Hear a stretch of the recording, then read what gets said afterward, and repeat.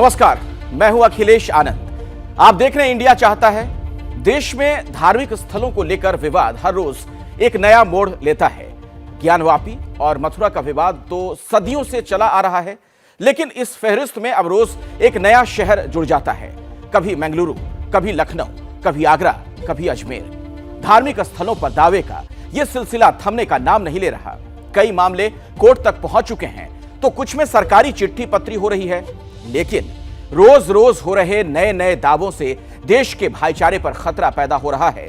इसी गंभीर मुद्दे से जुड़ा हमारा आज का सवाल है, क्या धार्मिक स्थलों को लेकर झूठ फैलाने वालों पर कड़ी कार्रवाई होनी चाहिए?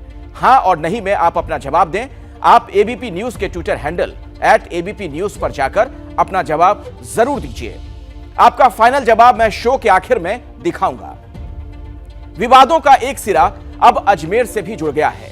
अजमेर, जी हां, वो अजमेर जिसके बारे में कहा जाता है कि अजमेर वही आते हैं जिन्हें ख्वाजा बुलाते हैं। लेकिन अब उन्हीं ख्वाजा गरीब नवाज की दरगाह के दरवाजे तक बिन बुलाए एक विवाद पहुंच गया। महाराणा प्रताप सेना का दावा है कि दरगाह दरअसल मंदिर है, क्योंकि वहां स्वास्तिक का चिन्ह है। इस पूरे मामले की पड़ताल जब एबीपी न्यूज ने की, तो जो खुलासा हुआ, जो सबूत महाराणा प्रताप सेना दिखा रही है, वो दरअसल दरगाह में मौजूद ही नहीं है। आप देखिए एबीपी न्यूज संवाददाता मनीष शर्मा की ये एक्सक्लूसिव रिपोर्ट।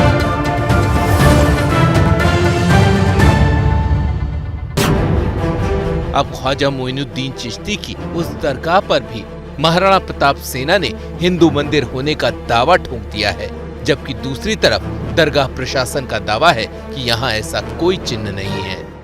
ये दरगाह के अंदर स्वास्तिक चिन्ह का होना क्या मतलब है? ये हमने कह दिया कि है, लेकिन अब जांच एजेंसियों को ये जांचना है वहां पर शिव मंदिर है या कृष्ण मंदिर है या विष्णु मंदिर है। देखिए, कमल और स्वास्तिक हिंदुओं के लिए पूजनीय है, मुसलमान समुदाय के लिए इसका कोई अर्थ नहीं है। वहां पर दरगाह है तो दरगाह में ये सब नहीं होता मेरे हिसाब से। भाई, हम तो हमारी बात करते हैं कि ख्वाजा साहब के दरबार का जो इल्ज़ाम उन्होंने दिया है कि इस तरह का चिन्ह और इस तरह का वो वहाँ पर है, मैं बड़ी ही जिम्मेदारी के साथ में ये बात कहता हूँ कि इस तस्वीर का ख्वाजा साहब के गरीब नवाज के दरबार से, उस प्रेमिसेस से कोई लेना देना नहीं है। अब ये कहाँ का है, ये तो एक जांच का विषय है, वो करें। मंदिर के अंदर इसी स्वास्तिक के निशान के होने का दावा कर राजवर्धन सिंह परमार ने इसकी जांच कराने की चिट्ठी केंद्र से लेकर राज्य सरकार और राज्यपाल तक को लिख डाली थी। एबीपी न्यूज संवाददाता मनीष शर्मा इस मामले की पड़ताल के लिए अजमेर पहुंचे। जब उन्होंने खोजबीन शुरू की तो वो पहुंचे अजमेर की मशहूर 2.5 दिन का झोपड़ा मस्जिद में। इस वक्त 2.5 दिन का झोपड़ा में और आप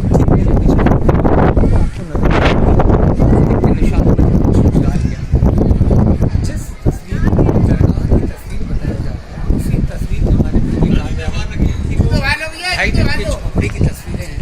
हम देख सकते हैं कि जालियां हैं जिन वायरल भी हुआ था और उसी के मुताबिक माना जा रहा था कि ये फोटो दरगाह है।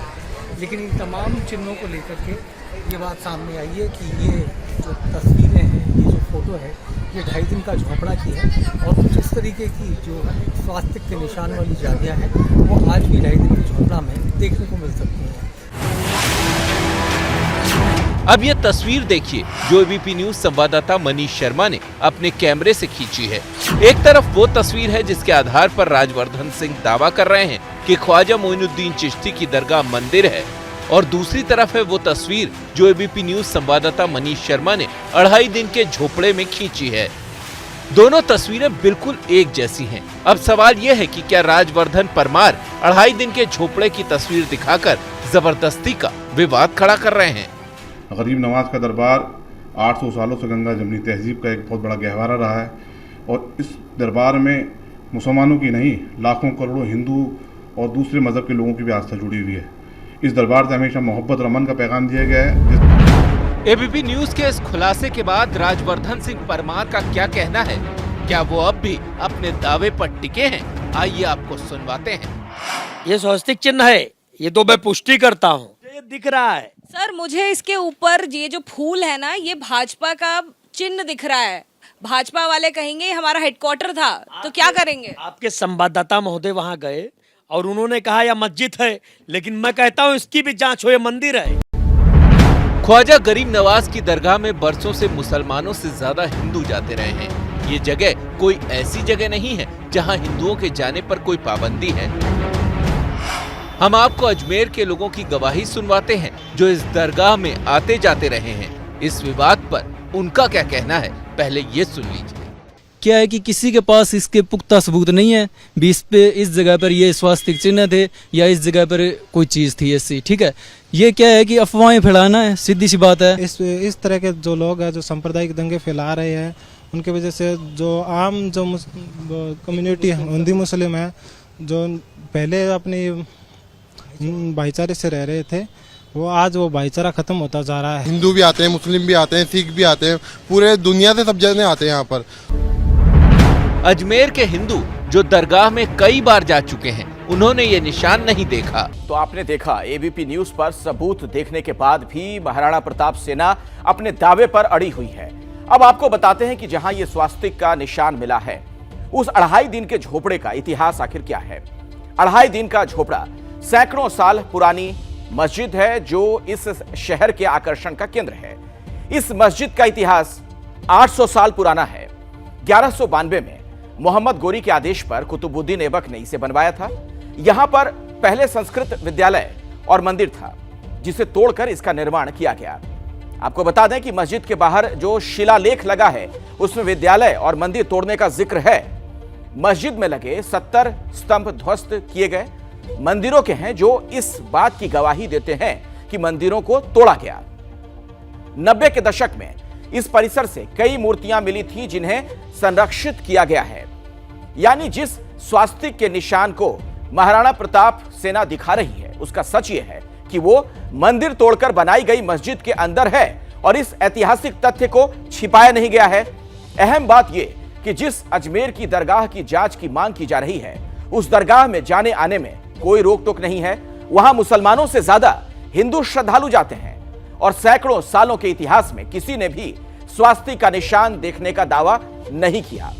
ख्वाजा गरीब नवाज की दरगाह हिंदुस्तान में आस्था का बड़ा केंद्र है और लाखों की संख्या में श्रद्धालु यहां पूरी दुनिया से हर साल आते हैं।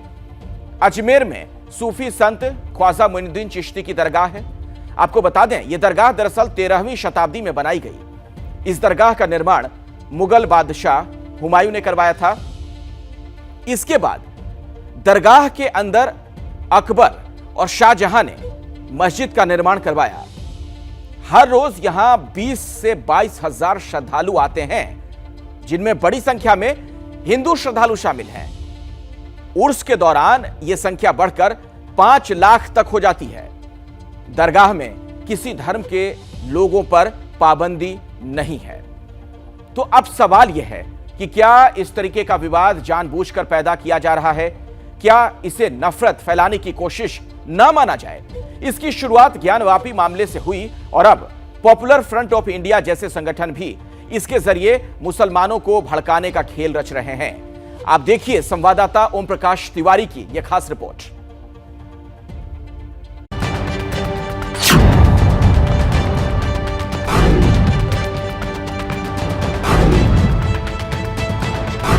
पीएफआई की एक और जहरीली साजिश। ഇന്ത്യൻ മുസ്ലിങ്ങൾക്ക് സംഭവിച്ച അബദ്ധങ്ങൾ ഒന്നൊന്നായി തിരുത്തിയും കൊണ്ട് मंदिर मस्जिद विवाद में मुस्लिमों को उकसाने की नई चाल। जानते हैं कि इंडिया में हजारों ऐसे मस्जिद के पीछे लोग पड़े हुए, तो ये बेवकूफी से हमें बचना है। सुप्रीम कोर्ट के आदेश पर भी पीएफआई ने उठाए सवाल।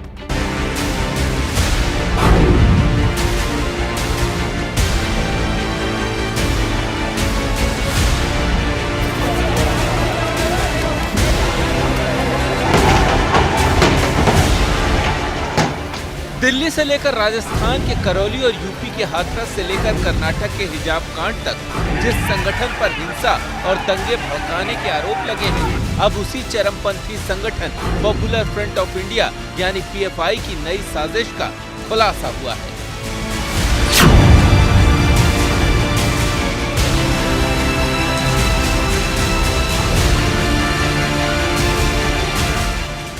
नफरत का ये पर्चा पीएफआई ने जारी किया है, जिसमें आरएसएस और बीजेपी के खिलाफ तो जहर उगला ही गया है, साथ ही साथ मुस्लिम समुदाय की भावनाओं को भड़काने की साजिश की बू भी आ रही है।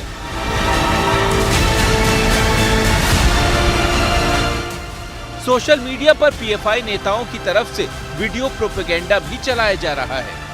നിങ്ങൾ തെരുവിലിറങ്ങരുത് എന്ന് ഉപദേശിക്കുന്ന നല്ല വാക്കുകൾ ഉപദേശിക്കുന്ന ആൾ പറയട്ടെ, ഇല്ല, ബാബറി മസ്ജിദിന്റെ കാര്യത്തിൽ ഇന്ത്യൻ മുസ്ലിങ്ങൾക്ക് സംഭവിച്ച അബദ്ധങ്ങൾ ഒന്നൊന്നായി തിരുത്തിയും കൊണ്ട് ഇനി ഒരിക്കലും ഒരു ബാബറി മസ്ജിദ് ആവർത്തിക്കാതിരിക്കാൻ ആവശ്യമായ മുഴുവൻ ശ്രമങ്ങളും ഇന്ത്യൻ ജനത നടത്തിക്കൊണ്ടിരിക്കും. അതിനുവേണ്ട എന്ത് പിന്തുണയാണോ അതിന് മുമ്പിൽ നയിക്കണമെങ്കിൽ മുമ്പിൽ നയിക്കുവാൻ, ആ മാർഗത്തിൽ വരുന്ന എല്ലാ തരത്തിലുള്ള നഷ്ടങ്ങളും കഷ്ടങ്ങളും ഏറ്റുവാങ്ങുവാൻ പോപ്പുലർ ഫ്രണ്ട് തയ്യാറാണ്. हिंसा और दंगों के लिए पीएफआई पहले ही बदनाम है और अब मंदिर मस्जिद विवाद को पीएफआई जिस तरीके से हवा दे रहा है, इस साजिश की बुनियाद केरल के पुथन थानी में रखी गई, जहां 23 और 24 मई को पीएफआई कार्यकारिणी की एक बैठक हुई, जिसके बाद एक प्रेस रिलीज जारी की गई। इसमें मुस्लिम समुदाय से अपील की गई कि देश भर में जहां भी मंदिर मस्जिद विवाद चल रहा है वो उसका विरोध करें। काशी से लेकर मथुरा तक जहां भी मंदिर मस्जिद विवाद हुआ है, दोनों पक्षों ने अदालत पर भरोसा जताया है और हर बार यही कहा कि जो भी अदालत तय करेगी वही माना जाएगा। लेकिन पीएफआई अदालतों को भी नसीहत दे रहा है। पीएफआई की प्रेस रिलीज में कहा गया है कि सर्वोच्च न्यायालय का ज्ञानवापी मस्जिद के वजू खाने के इस्तेमाल पर प्रतिबंध निराशाजनक है। अदालतों को मंदिर मस्जिद विवाद की याचिकाएं मंजूर नहीं करनी चाहिए थी। अदालतों ने मंदिर के दावों को सबूतों के आधार पर नहीं परखा, इसीलिए विवाद बढ़ रहा है। लेकिन सच यह है कि विवाद को हवा पीएफआई की तरफ से दी जा रही है और बाबरी मस्जिद का नाम ले लेकर मुस्लिमों की भावनाओं को कुरेदा जा रहा है। चंद लोग कह रहे थे कि ये बाबरी मस्जिद का जब इशू चल रहा था, मस्जिद दे दो, अमन के लिए मस्जिद की जमीन दे दो, तोहफे में दे दो। उन बेवकूफों को समझना चाहिए, मुसलमानों को कॉन्स्टिट्यूशन में जो उनके हक दिए गए हैं, यानी अपने धर्म को आजादी पर चलने का उन्हें जो हक है, उस हक पर वो चल सकते हैं, नहीं वो मामला था। लेकिन चंद बेवकूफ कह रहे थे अमन के लिए गिफ्ट कर दो, अमन के लिए गिफ्ट कर दो। अब वो लोग कहाँ हैं? हम पहले से कह रहे थे, अब वो लोग खामोश हो गए, छुप गए हैं, क्योंकि अब ज्ञानव्यापी के बारे में आ रहा है, मथुरा के बारे में पिटीशन लगाया गया और जानते हैं कि इंडिया में हजारों ऐसे मस्जिद के पीछे वो लोग पड़े हुए। तो ये बेवकूफी से हमें बचना है। ये बोल अब राजनीतिक बवाल में बदलने लगे। मुद्दे पर बीजेपी खुलकर बोल रही है, लेकिन कांग्रेस खामोश है। कोई भी संगठन हो या व्यक्ति हो, उन्हें किसी भी इस तरह का बयानबाजी नहीं करना चाहिए जिसमें देश में या समाज का सौहार्द बिगड़े। विवाद को निपटाने का जरिए दो होते हैं, या तो संवाद से हो या अदालत से हो। इसके अलावा कोई तीसरा तरीका होता नहीं है। रही बात आपने जो पीएफआई की बोली, तो उसको मैंने अभी देखा नहीं है, उस पर मैं टिप्पणी नहीं करना चाहूँगा। 23 मई को ही पीएफआई ने केरल में एक रैली की थी, जिसमें दूसरे धर्मों के खिलाफ विवादित नारे लगाए थे और अब मंदिर मस्जिद के मुद्दे पर पीएफआई एक्टिव हो गया है। विश्व वैदिक सनातन संघ ने पीएफआई पर पूरी तरह से बैन लगाने की मांग की है। पीएफआई ने कहा है कि मंदिर मस्जिद विवाद नहीं रुका तो ये देश में सांप्रदायिक दुश्मनी और अविश्वास का कारण बनेगा। इसलिए जरूरी है कि प्लेसेस ऑफ वर्शिप एक्ट का पालन किया जाए। अब पीएफआई की एक कोर्ट को धमकी है या फिर नसीहत, आप खुद समझ लीजिए। Om Prakash Tiwari, ABP news, Delhi.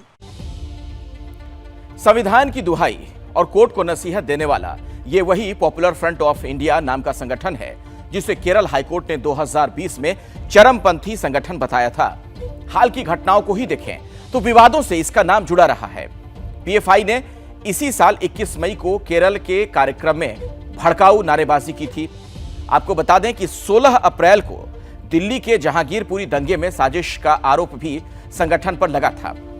10 अप्रैल को एमपी के खरगोन, 2 अप्रैल को राजस्थान के करौली दंगे में भी पीएफआई आरोपों के घेरे में है, जबकि मार्च 2022 में कर्नाटक में हिजाब पर हंगामे के पीछे भी इसी संगठन के होने के आरोप लगे हैं। इन सब के अलावा सितंबर 2020 में यूपी के हाथरस में लोगों को भड़काने का आरोप, फरवरी 2020 में दिल्ली दंगे में आरोप और अगस्त 2020 में बेंगलुरु दंगे के आरोप भी पीएफआई पर हैं। पीएफआई के साथ विवादों की लंबी लिस्ट है। वैसे विवाद तो असदुद्दीन ओवैसी के साथ भी जुड़े रहे हैं, जो इन दिनों ज्ञानवापी को लेकर खासे मुखर हैं। ओवैसी का मानना है प्लेसेस ऑफ वर्शिप एक्ट के चलते इन मामलों को खारिज हो जाना चाहिए। अब ओवैसी के दावों को मिला है एक नया चैलेंज। आपको दिखाते हैं यह खास रिपोर्ट। बीजेपी मुगलों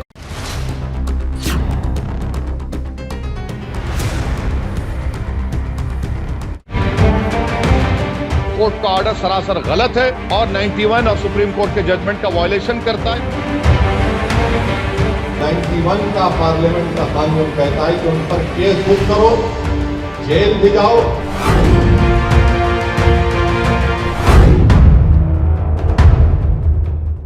ज्ञानवापी विवाद पर मुसलमानों की तरफ से कोई झंडा उठाए है तो वो हैं असदुद्दीन ओवैसी। ओवैसी जहां जाते हैं ज्ञानवापी के विवाद को प्लेसेस ऑफ वर्शिप एक्ट के हवाले से खारिज करते हैं। क्या राहुल गांधी ने बोला? क्या आम आदमी पार्टी के केजरीवाल ने बोला? किसने बोला? फिर क्यों बोला? वो इसलिए कि भारत का ये हिस्सा है, संविधान का हिस्सा है, 91 का कानून है और कोई मस्जिद को, मंदिर को हाथ नहीं लगा सकता। ओवैसी कानून के जानकार हैं, पेशे से वो वकील हैं। संविधान और कानून की धाराओं के जरिए ही वो ज्ञानवापी वाले मुद्दे पर सवाल खड़े करते हैं। लेकिन अब ओवैसी को चुनौती दी है जितेंद्र सिंह बिसेन ने। बिसेन विश्व वैदिक सनातन संघ के प्रमुख हैं और ज्ञानवापी केस से जुड़े हुए हैं। हैदराबाद के वो एक बैरिस्टर हैं, बड़े प्रसिद्ध हैं ओवैसी जनाब। वो इस एक्ट के ऊपर बहुत कूदते हैं, जैसे उनको लगता है कि palace of worship act 91 Brahma ने वरदान दे के उनको भेजा है, तुम अजर और अमर हो गए हो। और मैंने ओवैसी जी महोदय को बाकायदा लिखित लेटर भेजा था कि आप आइए, बैरिस्टर हैं तो आप न्यायालय में आए, आमना सामना हो जाए। लेकिन जनाब का भी पता नहीं, वो सोशल मीडिया पे ही बकर बकर करना जानते हैं। ज्ञानवापी विवाद पर ओवैसी के बोल काफी तीखे रहे हैं। कभी वो कोर्ट की प्रक्रिया पर सवाल उठाते हैं, कभी प्रधानमंत्री नरेंद्र मोदी पर हमला करते हैं। ताजमहल के नीचे क्या मिलेगा आपको? नहीं, हम खोद के देखेंगे क्या मिलेगा। तो क्या मैं भी खड़े होकर कह दूं कि देश के प्रधानमंत्री मोदी जिस घर में रहते हैं उसके नीचे भी मस्जिद है, खोदी जाए?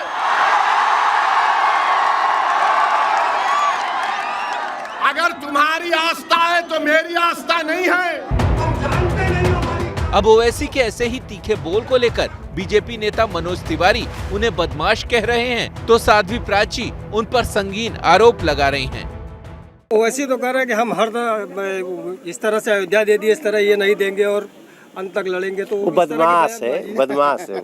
ये देश के अंदर हिंदुस्तान की मैं सभी एजेंसियों से निवेदन करना चाहती हूँ कि इसकी जरूर नजर रखी जाए ओवैसी पर। ये देश के अंदर गृह युद्ध कराना चाहता है। ओवैसी एक तरफ है तो दूसरी तरफ अब दूसरे मुस्लिम संगठन भी मस्जिदों पर उठ रहे विवाद को लेकर गोलबंद हो रहे हैं। जमीयत उलेमाए हिंद मौलाना मदनी ग्रुप देवबंद में 28 और 29 मई को एक बड़ा सम्मेलन करने जा रहा है। इसमें देश भर से मुस्लिम बुद्धिजीवियों को बुलाया गया है। हमारे जो मुद्दे हैं वो सब आपके सामने कल तक सब आ जाएंगे अलग अलग तरीके से। ये हमारी मीटिंग रूटीन की मीटिंग है, हर 2 वर्षों में, हर वर्ष में होती है। पिछले दिनों कोरोना काल की वजह से ऑनलाइन हुई थी। पहले ओवैसी बोले, फिर पर्सनल लॉ बोर्ड इस मुद्दे में कूदा, फिर पीएफआई और अब जमीयत उलेमाए हिंद भी मुस्लिम सम्मेलन की तैयारी कर रहा है। जाहिर है इस सम्मेलन में चर्चा के केंद्र में ज्ञानवापी का ही मुद्दा होगा। मुस्लिम पक्ष भी अब मस्जिद की लड़ाई को अदालत से लेकर सड़क तक लड़ने की तैयारी में है।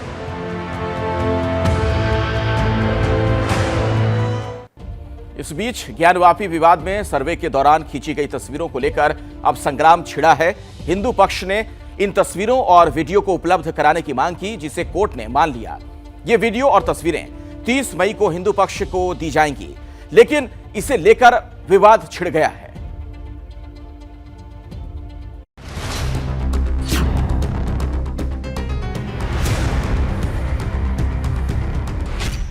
ज्ञानवापी विवाद में रोज नए नए मोड़ आ रहे हैं। पहले सर्वे पर विवाद हुआ था तो अब सर्वे की फोटो और वीडियो पर विवाद है। हिंदू पक्ष ने मांग की थी कि उन्हें ज्ञानवापी परिसर की तस्वीरें सौंपी जाएं, जिस पर इंतजामिया कमेटी ने ऐतराज जताया था। विवाद के बीच आज वादी और प्रतिवादी को कोर्ट की तरफ से तस्वीरें और वीडियो सौंपी जानी थी, लेकिन तकनीकी कारणों की वजह से अब 30 मई को दोनों पक्षों को सर्वे की तस्वीरें दी जाएंगी।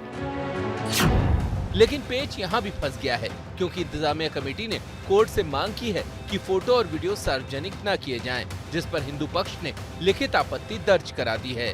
पैरा में उन्होंने लिखा है कि और अपने प्रेयर और प्रार्थना में किया है कि कॉपी इस निर्देश के साथ मिले कि सिर्फ वादी और प्रतिवादी ही पढ़ें, देखें और कोई ना देखे, अत्यंत गोपनीय रखा जाए। तो हमने कहा संभव नहीं है, इसलिए मैंने इस पर घोर आपत्ति की। आप क्या चाह रहे हो, क्या बात हुई? ऐसा न्यायालय कोई निर्देश जो संभव हो सके, वह कॉपी जो मिलेगा बट नेचुरल है, CD कैसेट लगाया जाएगा, देखा जाएगा, तब तो आपत्ति लिखी जाएगी। स्टाफ हैं, अन्य लोग हैं, देखेंगे तब तो हो पाएगा। सर्वे रिपोर्ट को गोपनीय रखने की मांग विश्व वैदिक सनातन संघ प्रमुख जितेंद्र सिंह बिसेन ने भी की है। जिला मजिस्ट्रेट को लिखे खत में उन्होंने सर्वे को गोपनीय रखने की वकालत की है। दलील दी है कि तस्वीरों के जरिए असामाजिक तत्व माहौल बिगाड़ सकते हैं, राष्ट्रीय सुरक्षा को खतरा हो सकता है। इस बीच ज्ञानवापी का मुद्दा जम्मू पहुंच गया है। मंदिर पर अभद्र टिप्पणी करने के मामले में जम्मू पुलिस ने राजौरी के रहने वाले वकार भट्टी नाम के शख्स को गिरफ्तार किया है। वकार भट्टी ने हमारे सनातन धर्म को एक बहुत बड़ी ठेस पहुंचाई है, करोड़ों लोगों को ठेस पहुंची है। मैं ये कहना चाहता हूं, ऐसे लोगों को बख्शना नहीं चाहिए। मंदिर मस्जिद विवाद शांत होने की जगह बढ़ता ही जा रहा है। काशी से 700 किलोमीटर दूर मथुरा में भी मंदिर के मुद्दे में उस वक्त नया ट्विस्ट आ गया, जब मथुरा सिविल जज की अदालत में दायर याचिका में कहा गया कि कृष्ण मंदिर को तोड़कर निकाली गई मूर्तियां आगरा में हैं। आगरा के लाल किले में बनी बेगम साहिबा की मस्जिद की सीढ़ियों में मूर्तियां दबी हैं। मांग थी कि मूर्तियों को मस्जिद की सीढ़ियों से निकालकर वापस दिलवाया जाए। हमने उसी को लेकर आज केस दाखिल किया था, उसमें ऐतिहासिक तथ्य भी दाखिल किए थे, लेकिन माननीय न्यायालय ने केस ये कहते हुए वापस कर दिया कि पहले प्रतिवादी गणों को, जो गवर्नमेंट को हमने पार्टी बनाया था, और 80 CPC का नोटिस दीजिए, उसके बाद आप आइए। तो केस को रिजेक्ट नहीं किया गया है, केस को वापस किया गया है। काशी से शुरू हुआ मंदिर मस्जिद विवाद पूरे देश में फैल चुका है और हर दिन इसमें नए नए विवाद और जुड़ते जा रहे हैं। दरअसल तस्वीरों और वीडियो को हिंदू पक्ष को देने को लेकर ऐतराज इसलिए भी है कि कहीं ये लीक ना हो जाएं। अब सवाल यह है कि इन तस्वीरों में क्या हो सकता है? क्या इसमें वही सबूत है जिनका जिक्र सर्वे की रिपोर्ट में किया गया था? क्या इन तस्वीरों में वजू खाने में मौजूद वो कथित शिवलिंग है जिससे फव्वारा होने का दावा मुस्लिम पक्ष कर रहा है? क्या इन तस्वीरों में मस्जिद के गुंबद में छिपा मंदिर का शिखर भी है? तस्वीरों और वीडियो में दीवारों पर हिंदू प्रतीक चिन्ह के सबूत हैं। क्या श्रृंगार गौरी और हिंदू देवी देवताओं की मूर्तियों की भी तस्वीरें हैं? मस्जिद के तहखाने में क्या है वो भी इन तस्वीरों और वीडियो से पता चलेगा। सर्वे की तस्वीरों से बहुत से राज खुलेंगे, लेकिन तस्वीरों में क्या है ये अभी एक सस्पेंस है। शाहरुख खान सुपरस्टार हैं, फिल्मों में सभी को मुश्किल से निकालने के किरदार निभाते रहे हैं, लेकिन उनके बेटे आर्यन खान ऐसी मुश्किल में फंसे कि उन्हें 27 दिन जेल में बिताने पड़े। करीब 8 महीने बाद शाहरुख के बेटे आर्यन खान को क्लीन चिट मिल गई। अब सवाल ये उठ रहा है कि क्या आर्यन को फंसाया गया? अगर फंसाया गया तो फंसाने वालों को क्या शाहरुख सजा दिलाएंगे?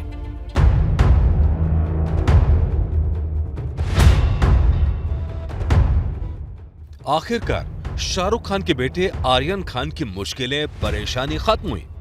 आर्यन के माथे पर लगा ड्रग्स का दाग भी साफ हो गया। आर्यन खान के केस में आज शाहरुख को एक नहीं 2 अच्छी खबरें मिली। पहली खबर थी चार्जशीट में आर्यन को क्लीन चिट मिली, और दूसरी खबर ये कि आर्यन को जेल भेजने वाले एनसीबी अधिकारी समीर वानखेड़े पर शिकंजा कस गया। ये पूरी खबर देखने से पहले आपको एक पिता का वो दर्द महसूस करना होगा जो शाहरुख खान ने 27 दिन तक किया था। 2 अक्टूबर 2021 की रात को सुपरस्टार शाहरुख को खबर मिली कि उनके बेटे को कोर्डेलिया क्रूज में चढ़ते वक्त ड्रग्स केस में गिरफ्तार कर लिया गया। आर्यन के पास से कोई ड्रग्स नहीं मिली थी, न ही आर्यन ने ड्रग्स का सेवन किया था, पर आरोप लगा कि आर्यन ड्रग्स सिंडिकेट चला रहा था। यही वजह है कि दिन निकलते गए लेकिन शाहरुख का लाडला जेल से नहीं निकला, उसे आर्थर रोड जेल में दिन बिताने पड़े। करीब 19 दिन बाद यानी कि 21 अक्टूबर को Shahrukh Khan Arthur Road Jail में बंद अपने बेटे से मिलने गए थे। दोनों के बीच करीब 18 मिनट तक बातचीत हुई थी, जिस वक्त शाहरुख और आर्यन काफ़ी इमोशनल हुए थे। दोनों ने इंटरकॉम पर बातचीत की थी और उनके बीच शीशे की दीवार और ग्रिल थी। इसी वक्त शाहरुख ने आर्यन को हिम्मत दी थी। 25 अक्टूबर को शाहरुख और गौरी आर्यन से मिलने आर्थर रोड जेल पहुंचे थे और इसके करीब 5 दिन बाद आर्यन की रिहाई हुई। जब आर्यन अपने घर मन्नत पहुंचा तब इस जश्न में शाहरुख की खुशी भी मिली हुई थी। मामले के करीब 8 महीने बाद आर्यन को मिल गई क्लीन चिट। एनसीबी ने जो चार्जशीट दायर की उसमें सबूत न मिलने की बात कही है। एनसीबी ने 20 में से 14 लोगों पर चार्जशीट दाखिल किया है और 6 लोगों पर चार्जशीट दाखिल नहीं किया गया। प्रारंभिक इन्वेस्टिगेशन था, उसमें कुछ कमियां थीं और इसके आधार पर यह कहा जा सकता है कि अंततः सफिशिएंट एविडेंस नहीं मिला। इस ड्रग्स केस में एनसीबी ने कुल 20 आरोपियों को गिरफ्तार किया था, जिनमें से 14 के खिलाफ सबूत मिले, लेकिन आर्यन खान समेत 6 लोगों को क्लीन चिट दे दी गई। यही वजह है अब जांच की तलवार जांच अधिकारी रहे समीर वानखेड़े के खिलाफ मुड़ गई है। नारकोटिक्स कंट्रोल ब्यूरो की एसआईटी ने अपनी जांच में जिन अहम बिंदुओं को शामिल किया था, जब उन सभी में आर्यन खान दोषी नहीं पाया गया तो एसआईटी ने अपने आरोप पत्र से आर्यन खान को क्लीन चिट देने का फैसला किया। लेकिन इसके साथ ही एसआईटी ने अपनी जांच में आर्यन खान मामले के जांच अधिकारी के खिलाफ कड़ी टिप्पणियां भी कर दी। दरअसल आर्यन की गिरफ्तारी के वक्त से आरोप लग रहे थे कि सुपरस्टार शाहरुख के बेटे को फंसाया गया।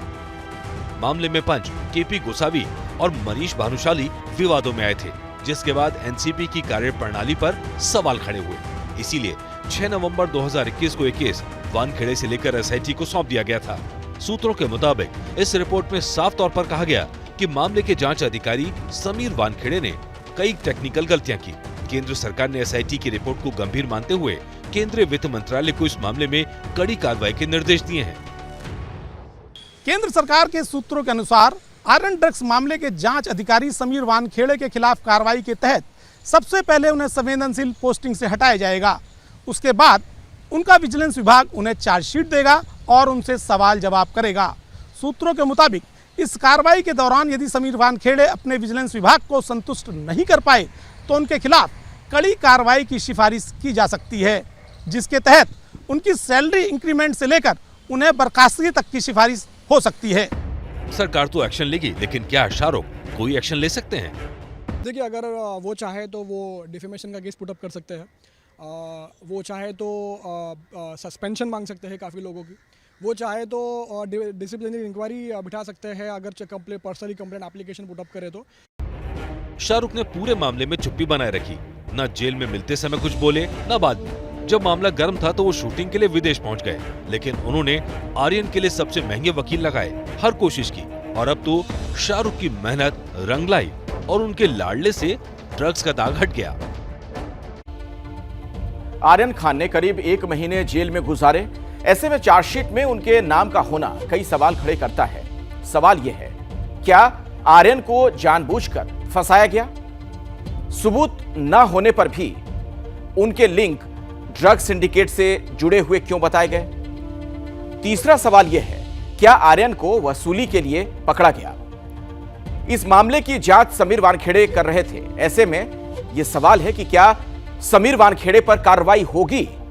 और एनसीबी चार्जशीट में ना होने का अब तक जो तर्क दे रही है कि आर्यन के पास से ड्रग्स नहीं मिला, तो सवाल यह भी कि जब ड्रग्स नहीं मिला तो 1 महीने तक आर्यन जेल में क्यों रहा? और इन सब के बीच एक बड़ी खबर आ रही है। सभी पुरानी और विवादित मस्जिदों के एएसआई सर्वे के लिए सुप्रीम कोर्ट में याचिका। जी हां, 2 वकीलों शुभम अवस्थी और सप्तऋषि मिश्रा की याचिका है। ये कहा यह गया है कि कोर्ट सर्वे का निर्देश दे, पुरानी मस्जिदों में फिलहाल वजू तालाब का इस्तेमाल भी रोके। तो अभी की बड़ी खबर आपको बता दें, 2 वकीलों ने सुप्रीम कोर्ट में याचिका दायर की है और जो प्रमुख मांग इसमें देश की सभी पुरानी मस्जिदों के सर्वे की मांग की गई है। 2 वकीलों ने सुप्रीम कोर्ट में दायर कर दी है याचिका।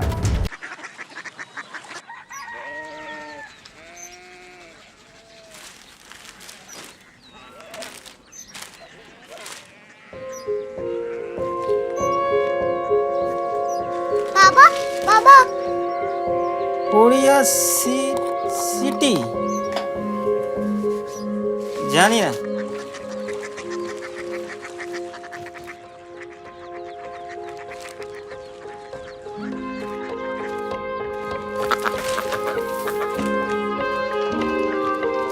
Korea city?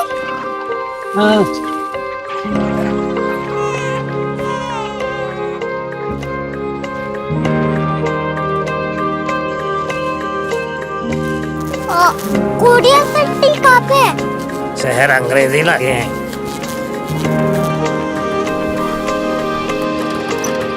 Korea city.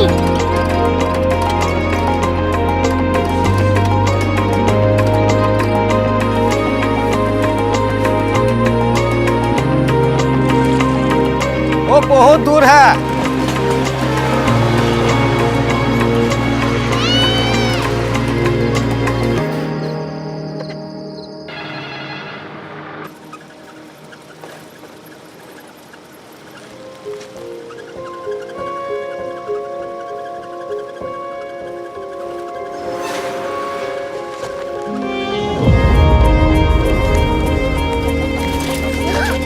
Korea city?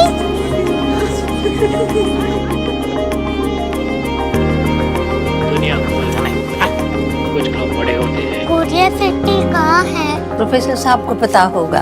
हो, ये छोटा वाला ग्लोब लगता है और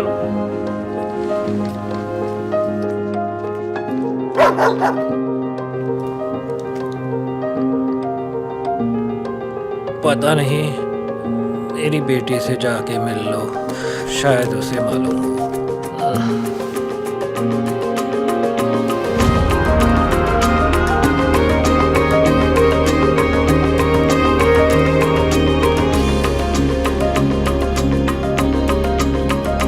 हाय, बाबा ने भेजा है। Come here. Korea city? Korea city नहीं, क्यूरियोसिटी। वो क्या? That's what brought you here? जो तुम्हें यहाँ तक ले आया। क्यूरियोसिटी।